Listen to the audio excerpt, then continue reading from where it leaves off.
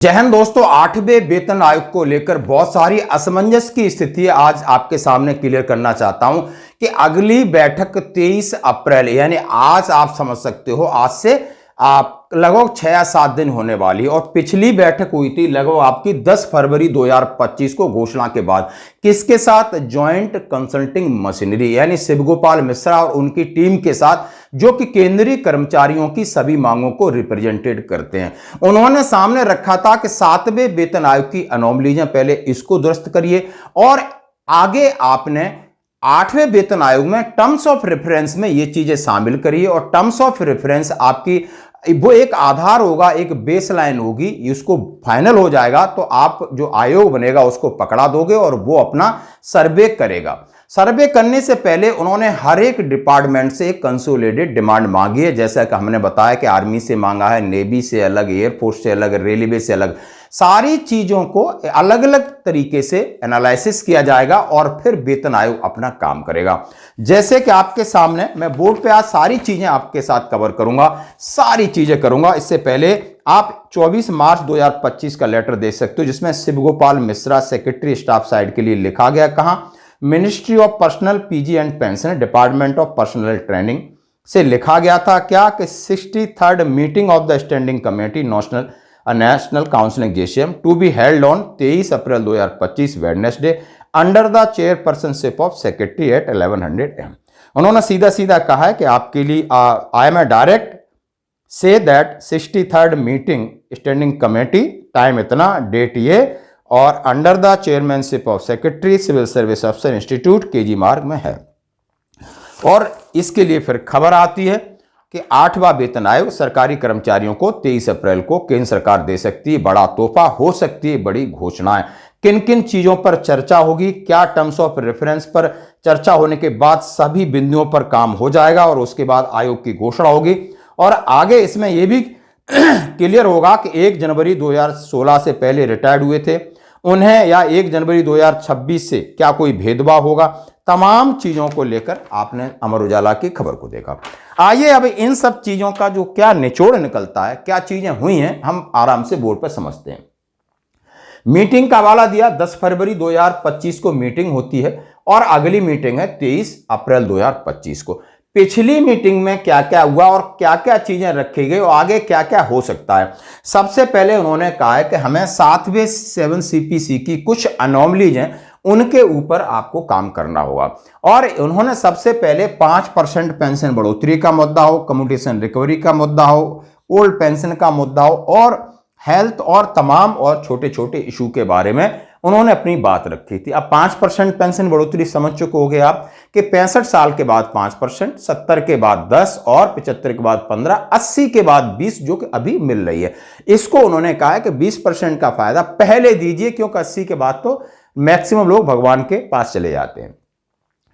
Commutation recovery को, जो केंद्रीय कर्मचारियों के लिए बड़ा मुद्दा है, कई स्टेट में चल रहा है, कोई स्टेट कोर्ट केस कर रहे हैं, लेकिन केंद्र का मुद्दा इन्होंने ये एक्सेप्ट भी किया है दोबारा कि इसको हम वेतन आयोग के सामने रखेंगे, वेतन आयोग अपनी क्या सिफारिश देगा ये दिया था। ये मुद्दे के ऊपर उन्होंने हाँ भी भरी है कि उसको 15 नहीं 12 साल तक रिकवरी किया जाए। और ओपीएस का मुद्दा, यूपीएस का नोटिफिकेशन 1 अप्रैल से जारी हो गया है, तो इस पर लगभग पूर्ण विराम लग गया है।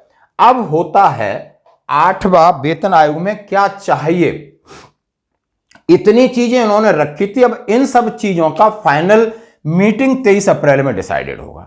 अब इन्होंने क्या चाहिए था, लगभग आप समझ सकते हो, minimum fitment factor not less than 2.57 2.86 की दोनों चर्चा चली थी। पहले कुछ दिन चलता रहा कि मिनिमम फिटमेंट फैक्टर 2.86 होना चाहिए। क्यों होना चाहिए, इसका लॉजिक उन्होंने दिया। क्यों होना चाहिए, लॉजिक दिया। अब बात कर रहे हैं 2.57 से कम तो मंजूरी नहीं। तो अब जहां जिस तरह स्टेटमेंट निकलते हैं वहां पर यह बात हो गई, लगभग 2.57 आपका मैक्सिमम अपर लिमिट में डाल दिया। उन्होंने कहा है क्योंकि आप पहले तो आप फैमिली यूनिट इंक्रीज करोगे तो अपने आप बढ़ेगा, यानी फैमिली यूनिट में आपको पेरेंट्स को जोड़ना होगा, माता पिता को जोड़िए, क्योंकि सरकार का ऑर्डर है, सुप्रीम कोर्ट का ऑर्डर है कि माता पिता अभी आपकी लायबिलिटी आपको अपने पास रखना होगा, चाहे उनके हेल्थ इशू हैं, चाहे उनका खाना पीना रहना। तो उसके लिए जब फैमिली यूनिट इंक्रीज होगी तो फिटमेंट फैक्टर ऑलरेडी इंक्रीज होगा, आपका खर्चा बढ़ेगा। कॉमन फिटमेंट फैक्टर की बात की, क्योंकि पिछले बार जिसका तनख्वाह ज्यादा उसका फिटमेंट फैक्टर भी ज्यादा है।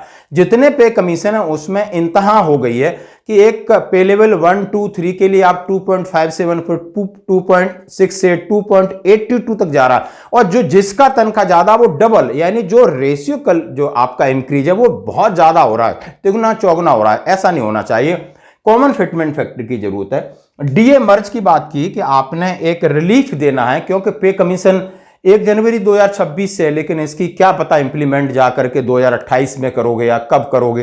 तो उन्होंने बोला इससे पहले आपका 50% जो डीए उसको आप मर्ज कर दीजिए, थोड़ी राहत मिल जाएगी। पे लेवल की बात की थी, उन्होंने कहा है कि जो पे लेवल 1 एंड 2 3 और 4 को आप मर्ज कर दीजिए, ये पॉइंट रखा था। न्यू पॉलिसी, उन्होंने कहा आपकी पुरानी पॉलिसी के आधार पर न्यू एक्सपेंडिचर आपको जोड़ने पड़ेंगे। उन्होंने कहा आज की दुनिया में सब लोग ब्रांडेड कपड़े पहनते हैं, खाना पीना लाइफ स्टैंडर्ड, आप मिडिल क्लास को कुछ देना चाहते हो तो आपको पे कमीशन में देना होगा, क्योंकि इंटरनेट का जमाना है, लोग नेट यूज करते हैं, बड़े बड़े मोबाइल यूज करते हैं, क्योंकि सारी चीज डिजिटलाइज हो गई है, तो इसमें बहुत सारा पैसा लगता है। खाने पीने की बात ठीक है, पहनने का तरीका है, घर का तरीका है, लिविंग स्टैंडर्ड, ये सारे बढ़ गए हैं। तो जो नई चीजें एक्सपेंडिचर में जुड़ी हैं आप उनको शामिल कीजिए। आपने पिछले 60 साल पहले की चीजें डाल रहे हो, तब और आज के चीजों में बहुत बड़ा अंतर है, बदला हुआ है। तो आप इस अब ये चीज इसमें डालोगे तो फिटमेंट फैक्टर ऑलरेडी आपका बढ़ेगा, इसलिए फिटमेंट फैक्टर बढ़ाने की उन्होंने बात की है। डॉक्टर अकॉर्ड फॉर्मूला को उन्होंने संशोधन की बात की है कि डॉक्टर अकॉर्ड फॉर्मूला को एक और तरीके से डिजाइन किया जाए, और उन्होंने कहा है ये सारी चीजें उनके सामने रखा है। अब इसके बाद टर्म्स ऑफ, अब आते हैं कि 23 अप्रैल को क्या होगा। अब 23 अप्रैल को 7th सीपीसी की अनोमलीज और 8th सीपीसी की जो डिमांड है उनके ऊपर पूरी 23 को चर्चा होगी। अब चर्चा होने के बाद फाइनल आपका फाइनल टर्म्स ऑफ रेफरेंस बनेगा, और वो टर्म्स ऑफ रेफरेंस के आधार पर आपका आयोग, यानी फिर आयोग की घोषणा होगी, जिसमें आप समझ सकते हो 3 लोग होंगे। आयोग फिर अपना सर्वे करेगा, अपनी रिपोर्ट तैयार करेगा, और आयोग क्या रिकमेंडेशन देता है गवर्नमेंट को, गवर्नमेंट क्या इंप्लीमेंट करती है, ये फिर बाद में इशू हो जाएंगे। लेकिन साथ में कहा गया इस इतनी बड़ी एक्सरसाइज के लिए इस बार ट्रांसपेरेंसी की बात की गई है कि नहीं, सबको शामिल करके लेना पड़ेगा। जिसने डिमांड दी उनके साथ लगातार मीटिंगें होती रहेंगी, और समय बड़ा लगेगा। ये कह रहे हैं बहुत जल्दी होगा, नहीं, बहुत समय लगने वाला है। अब ये सारी चीजों के ऊपर 23 तारीख को आपका फाइनल हो जाएगा। आखिर क्या बनता है, अब बड़ा सवाल है कि किसको फायदा होगा या किसको फायदा नहीं होगा। तो सबसे पहले किसको फायदा है नहीं है, यानी उन्होंने एक 25 मार्च को एक बिल, यानी एक चैप्टर जो ऐड कर दिया है, उन्होंने अपना एक तलवार ऐड कर दी है। वो दिख नहीं रही है, वो कब कहां लगा दें कोई पता नहीं, क्योंकि उन्होंने अपनी सहूलियत के लिए अपने आप को डिफेंड करके बिल बना लिया, ताकि आप किसी भी चीज को चैलेंज करके माननीय सुप्रीम कोर्ट हाई कोर्ट नहीं जा सकते। अब वो उनके मन की मनसा क्या है वो उन्होंने अभी तक क्लियर नहीं किया, लेकिन इस बात को कह रहे हैं कि कोई फर्क नहीं पड़ेगा, सबको फायदा मिलेगा। ये तो सिर्फ 5th पे कमीशन का एक वर्बल था, उसको हमने ब्लैक एंड व्हाइट में एक नियम बना लिया। बात करूं आर्मी के संदर्भ में तो कहीं कोई परेशान होने की बात नहीं है। बहुत सारे रोज नई नई चीजें आके यूट्यूब पे लोग हमें भेजते हैं।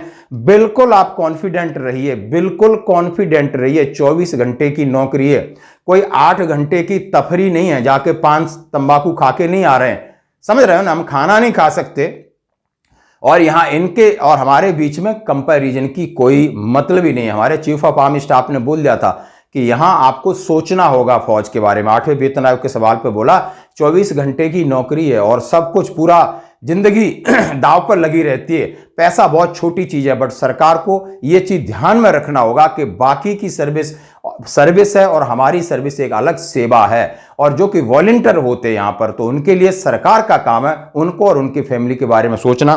तो दोस्तों आप निश्चिंत रहें, अभी तक ऐसा कोई भी एक भी स्टेटमेंट नहीं है, बार बार नहीं, कई बार वित्त मंत्री जी महोदया ने कहा है कि नहीं, डिफेंस फोर्सेस के लिए कोई प्रॉब्लम नहीं है। हाँ, जिसके लिए कहीं ना कहीं क्वेश्चन मार्क हो सकता है, लेकिन अभी ऐसा अंदेशा नहीं है। लेकिन इस नियम से ऐसा लग रहा है, तो आप आर्मी पर्सन है तो आपको इन बातों को सोचना नहीं है। पेंशनर है, कोई कुछ नहीं सोचना है।